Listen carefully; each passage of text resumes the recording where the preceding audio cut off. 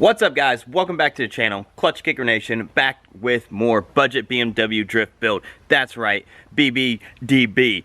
Anyways, so what are we doing today? Well, I got this on, so I'm protected. But either way, we're working with the subframe reinforcement. That's right, we got the subframe bushings, diff bushings, trailing arm bushings, we got all that crap done. We are ready to weld in our reinforcement plates and be just like practically to the point of putting the rear end back in. I still got to swap the diff out, put in the 391 and everything like that, but we're getting really close to finishing this up. I'd like to get it done by tomorrow. So I've started my vacation. I'm on my 10-day vacation. I'm trying to use these 2 days to finish the BMW, to get the rear end back in, to get everything done with that, so then I can start on the S13. Super excited to have some time to finally get to work on it and hopefully to make some progress on it. I'm probably gonna have to devote one day to cleaning out the garage because it is just filthy. So I actually have room to work on the car. So yeah, anyways, in a few days, hopefully there will be some videos of the S13 getting worked on. Hopefully you're excited, I'm excited, but let me show you what we're working with today. So here's our subframe. We got all our new Condor Speed Shop bushings in. Our differentials are over there. I power washed them to clean them up earlier, so that's been good. I've been working on some random little stuff. But let's take a look underneath the car here. Alright, so as you can see here, I have cleaned up several of the mounting locations where the reinforcement plates are going to be going. I am using Condor Speed Shop's reinforcement plates. I haven't even started on the trailing arm buckets yet. I'm going to do these first and then do that. But I wanted to show you. So step one is going to be removing your subframe, obviously. If you haven't done that before, you can check out one of my previous videos that hopefully will help you out. Once the subframe's out, you're going to see your mounting locations. You're going to want to check them for cracks. You check around these spot welds. Here I can show you really good. All these little dimples, these are spot welds. You'll notice cracking around them and stuff. I don't think I have anything I need to worry about. So I don't have anything bad or anything like that. Usually you'll see cracking around. It'll kind of look like this, but that's just where it's raised up and I sanded around it and stuff like that. But you could see some hairline cracks coming from the spot welds to the center, or to spot weld to spot weld. Usually the spot welds fail first, but other times you'll just see cracking throughout the sheet metal and stuff in certain areas. So check for that, and then if everything's good, then you can move to step two. Alright, for step two, you're basically going to take your plate, you're going to use the bolt, you're going to bolt it up, and you're going to mark where your plate's going to go. So as you can see here, I have a rough estimate of where the plate's going to go. And then the next step is you're going to clean up the area. Now you don't necessarily need to do what I did, which is I took all the paint off and everything on all my mounts and stuff like that. The reason why I did that is because I had a little bit of surface rust. As you can see, there's a little bit of pitting here where there's a little surface rust there and a little surface rust here. So what I did is I ground all that out and everything so that it would stop rusting, and then I'm going to be using a weld through primer that I'm going to basically spray all this area with, so that there will be a barrier between the plates and the unibody, and there won't be an uncoated bare metal spot that will probably develop rust over the next year or two in between the plate and the unibody.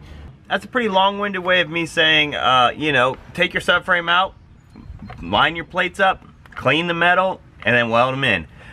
So I'm gonna go ahead and clean this last spot. I'll get it all set up, and then I'll just keep updating you guys as I go. So I got one more to do, get it all cleaned up, then we can shoot some weld through primer, then we can start cleaning up our plates, getting them prepared, then we can just basically weld them in. So stay tuned. Alright guys, so I forgot to get you a shot of everything cleaned up, but you pretty much got the point. So now I've went ahead and sprayed everything with my weld through primer and everything. Luckily I had enough just to get 2 coats on here, which should be plenty. I may have to run and get some more for the plates themselves, since I usually spray the back sides of the plates. What I use this time, which may be hard to find because I have had this for kind of a while, is this Crown Galv Gold Galvanizing Zinc Primer. It's for all bare metals before or after fabrication or welding. It basically is an industrial weld through primer that is really strong, and it says equal to hot dip galvanizing. It's basically good for salt, water, all that type of corrosive type environments. 3M makes one, I'm pretty sure. A bunch of other companies probably make them. This is just the one I've had for years, and I've had several cans of it, and I've been using through it. This is my last can. Kind of sucks. It's been really good, but there it is.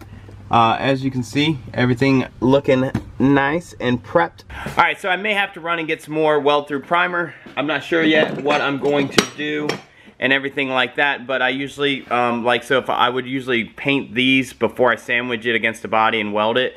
As you know me, I'm not paid. I don't get money for YouTube. I don't get free stuff from YouTube. I don't get anything. I'm small time.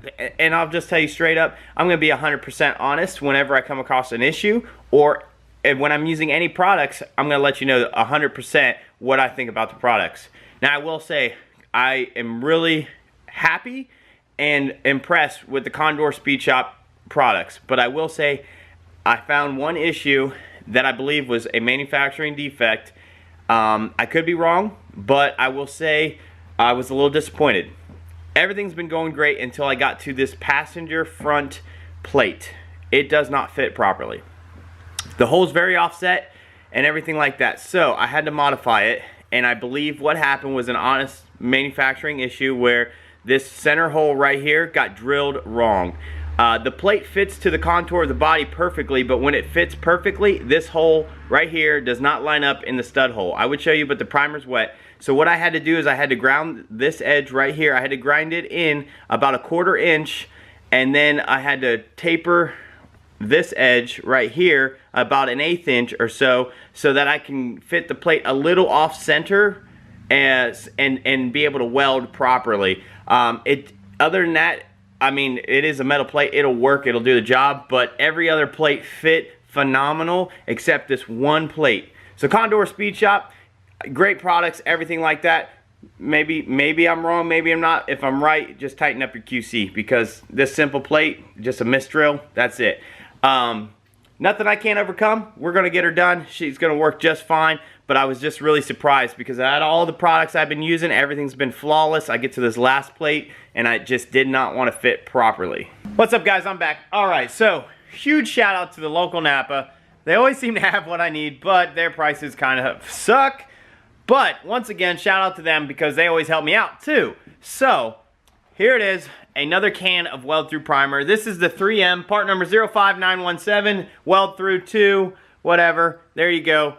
It's like $50. I did not know it was so expensive, but shout out, they helped me out. They got it down to like 35 bucks. So we're on a budget. This is the BBDB, the budget BMW drift build. So seam sealer, sorry, couldn't get you. You were like 15, 20 bucks alone on top of 35. I wasn't spending 60 something dollars. So we're just gonna coat both pieces with some weld through. We're gonna weld it on there. We're gonna primer it. We're gonna paint it, and we're gonna call it good. This car's not a daily driver. It's not gonna see snow. It's not really gonna see rain unless the drift events have rain. So I'm not too worried about it. So I'm gonna get the plates ready to be welded on and everything. I'll bring you back when we get to welding, some stitching, some metal together. You know how it is. You know how I do. We're gonna get her done. Peace. All right, guys.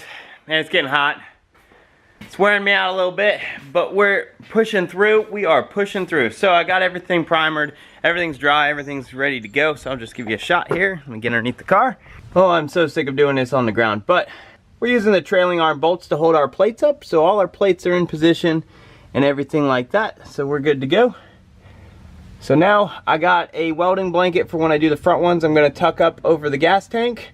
And then the back ones, I'm just going to send it. So it'll be fine. So yeah, I'm pretty much, I got the welder sitting right there. We're going to figure out the best plan of attack or how to get underneath here with it. And we're going to lay some beads. So now, last time I did this, I welded the entire perimeter of it. And then I had a lot of cleanup to do and everything. I don't really see, I've been thinking about it. And I remember Big Boost did a video like this. And he said you didn't have to weld all around. So I've been thinking about it. It's like if we have a plug weld here, and here, these are like big spot welds. That's going to tie in this plate at 3 points, and then the rest, if we just stitch weld, that's going to tie that whole section together. I can't see the benefit of welding the entire perimeter of the plate over the 3 plug welds and then some strategically placed stitch welds, because pretty much the bolt goes inside to a box that has the mounting location for the subframe.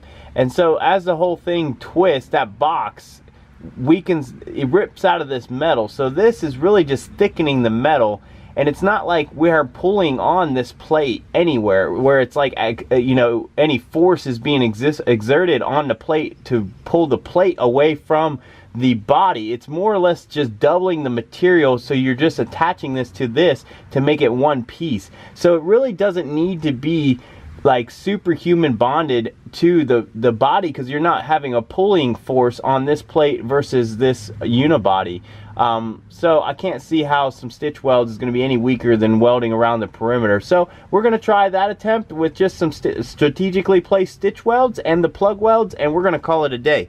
Now I will say I'm not doing the trailing arm reinforcement. I looked at it and I'm gonna be honest, it's a lot of cleanup, it's a lot of preparation, and even the plates that fit really nicely do require a little bit of cleanup, and because like not every weld on every car is going to be the exact same. So the welds around these bolt areas and stuff, you know, they hit the plate a little bit so it doesn't sit. So I'm gonna have to clean the plates up to fit them, and then I have to clean all that underbody off, prep it and everything. And to be honest, it's probably going to be another 2 to 3 hours to really get all that done, and I just don't think it's worth it right now. I'll save those for when I take this down for something else later on. I was going to do it because I was already in the area, but you know, that's kind of like the snowball effect, is like, you know, I'm going to be doing this, so I might as well do this, and I might as well do this, and I might as well do this, and the next thing you know, nothing gets done. Right now, everything's in good shape, so I'm not going to worry about it. So I'm going to get to work.